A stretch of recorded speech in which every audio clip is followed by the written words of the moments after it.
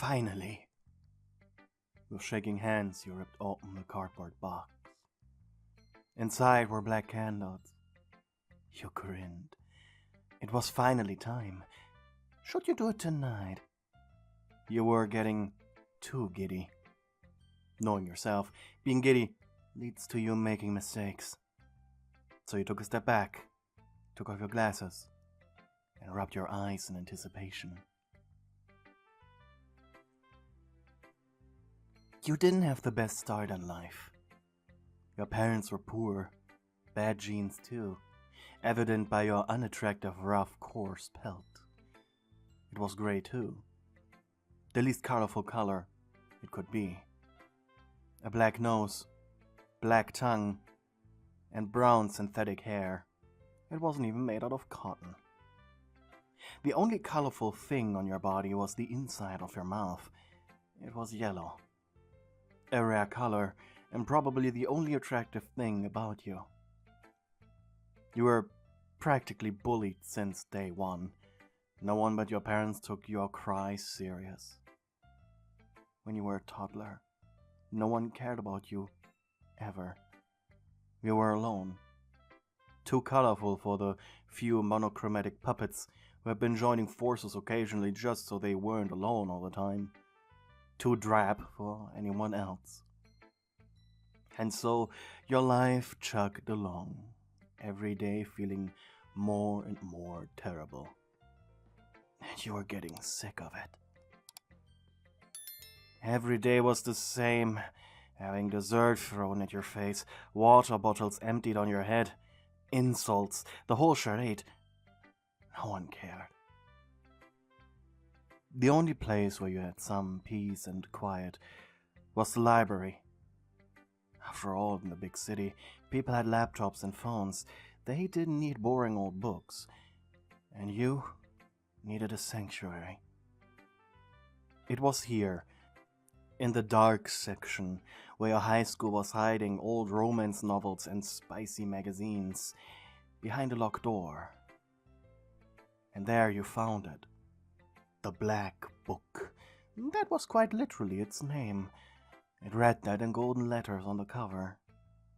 In it were recipes and rituals. Its pages were super thin and yellow. You didn't even dare to touch it without gloves. That's how old it was. You took it, hiding it in your bag as deep as you could. This was the first ever seemingly legit demonology book you had ever seen. And privately, in the apartment you lived in, you studied it. Even missing school a couple of times just to read more. About half of the thing were recipes for potions and desserts, with different effects. Well, if the summoning didn't work, most certainly one of these potions did. It was on page 349 you found what you were looking for. A summoning ritual for a devil, a contract maker, a revenge demon. In exchange for just 5 years of your life, you could send it to torment someone for the rest of theirs. That was a deal you were willing to make. After all, Stacy Wonder Pretty, second youngest daughter of the Wonder Pretty family, was the ringleader of your school torment. And considering the Wonder Pretties were rich, you definitely had zero chance of ever encountering her in a situation where she was worse off than you. So this was your only option. Vengeance demons were terrible creatures. They were described as a couple of pages before the ritual. They could attach to a person like an invisible parasite, and quite literally suck the luck out of them. You had spent months imagining the things the demon could do with that premise. The next time she partied, she could get roofied.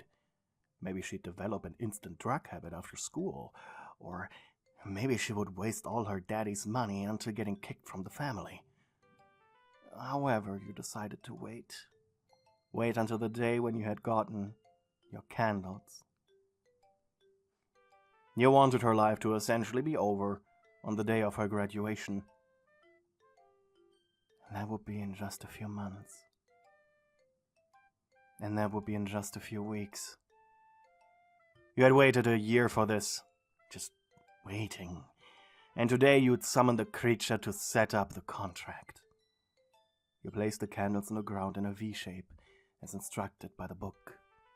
Lit them, going from the most outer candles, from left to right, followed by using a red crayon to draw the same pattern on the ground, connecting the candles in a zigzag.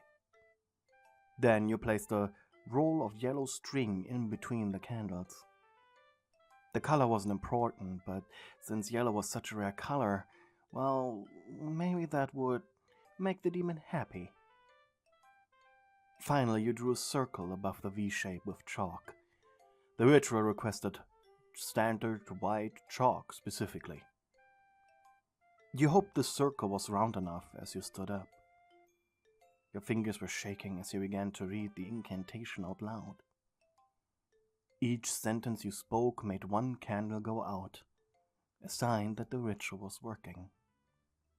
And once the 8-sentence-long incantation was over, the extinguished candles lit themselves back on their own. A sign that the demon accepted. The electricity in your apartment flickered. You could even hear your neighbors shout over the faulty wiring. You looked at the yellow string as it came to life. In front of your eyes, it crafted a puppet. The creature was lying in the fetal position as it was being made, the string supernaturally extending, changing colors occasionally, getting thinner and thicker. It was like watching a magical 3D printer. And once the demon's form was finished, he was a quite attractive male puppet man. He was kneeling in the middle of your room. He had shoulder-long blue hair that was hanging loosely down. His eyes were closed as he breathed the fresh air of the real world for the first time in a long, long time. And finally he opened his eyes. From the look of it, he was just a regular old puppet. He looked at his yellow hands. Oh, how delightful. I like it a lot when I'm given yellow felt. He then looked at you and smiled. You must be the one who summoned me. And I can certainly see why. He stood up smirking, and you averted your gaze, taking off your glasses and placing your hand on your face. Please put some pants on, you shouted. But the demon blinked in confusion. Why? What do you mean, why? The demon was genuinely taken aback. You summoned me to fornicate with you, and for that I don't need pants. Your heart skipped a beat. No, I didn't! You were getting mad. I summoned you to bring vengeance to my bully Stacy Wonder Pretty. The demon tilted his head curiously. Is that the book you used to summon me? May I take a look?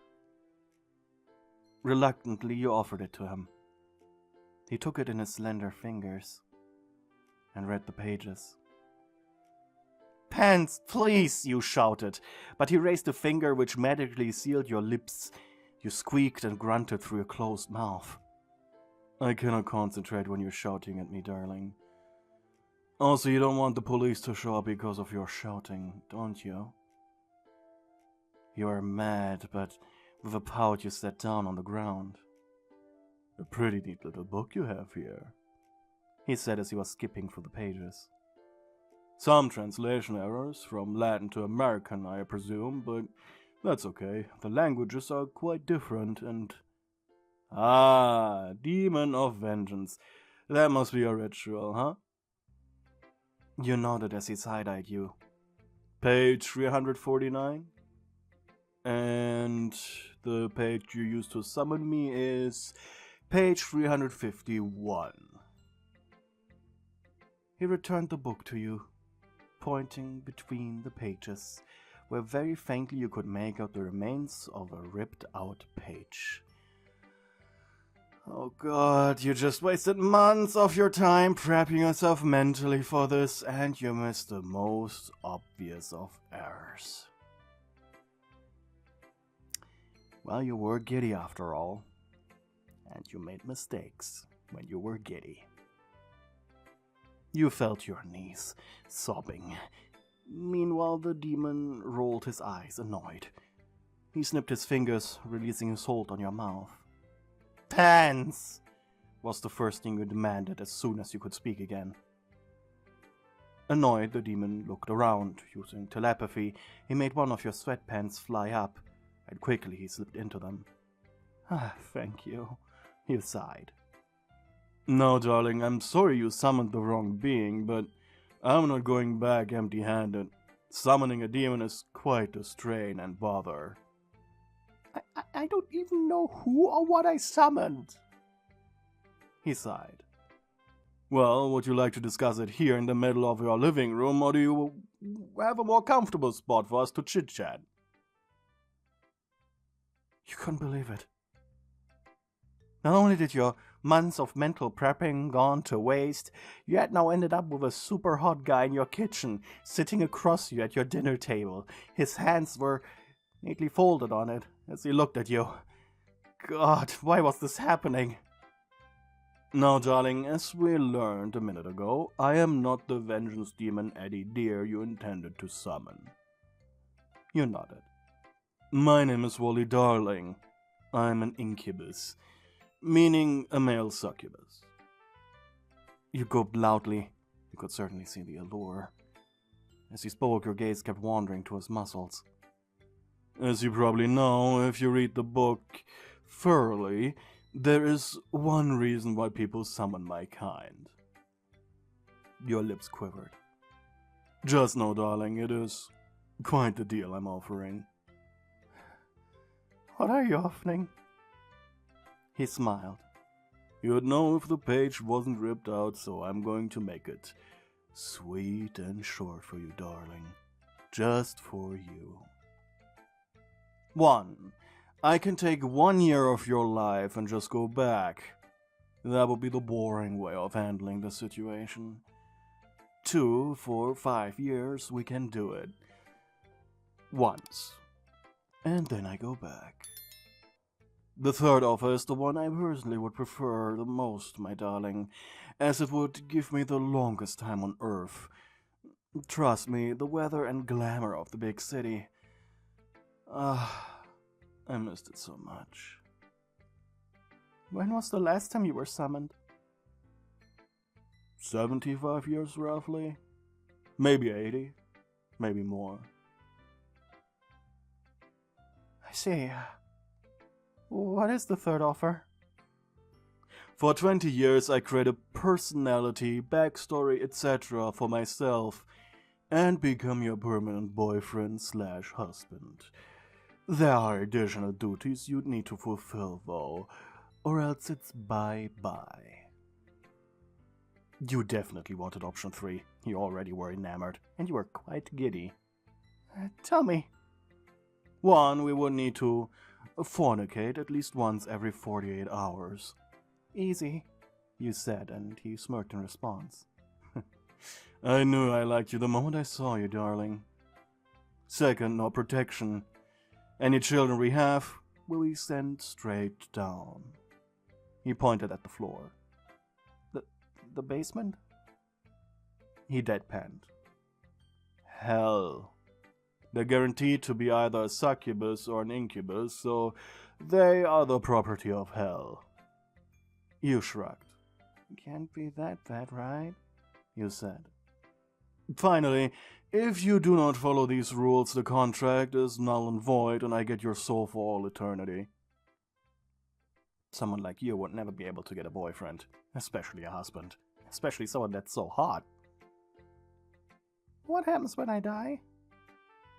"Losing years does not equal soul, it just means you die a little sooner. In the end, you're still judged by the guy up there." He pointed at the ceiling. "My landlord?" Wally closed his eyes. "Darling, you're pushing it. I'm talking about heaven." You blushed out of embarrassment. The backstory I will create for myself will be convincing. Don't worry about that. And I will attend any event you'd wish me to partake in. Other than that, I won't move a finger.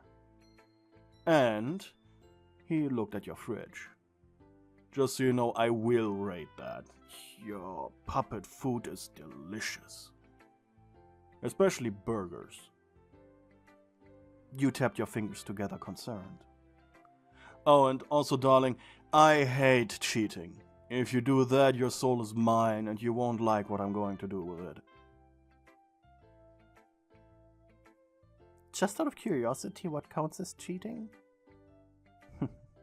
You're one of the safe ones, huh? Want to know what you're signing? I like that. Cheating is anything physical, starting with kissing. Your parents and any relatives are an exception, of course. I'm not going to harm any of them. Promise, darling. You shuddered in your seat. God, this sounded so super nice, especially after the hell that you endured your entire life. And I can assure you, I'm a diligent lover, and everything a girl like you would want out of a boyfriend. Just don't expect me to clean or work for you. Wally thought for a moment. Though maybe I pick up a hobby. I did always enjoy painting. Let's add that. You are to support me with painting utensils when I request them. You nodded, and the demon smiled.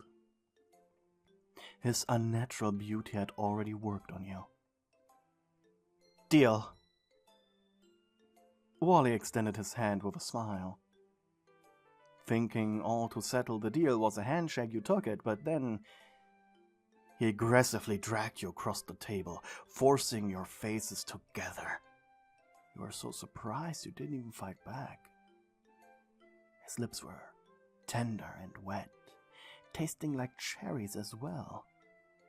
Your eyes rolled back, heart jumping, beating fast.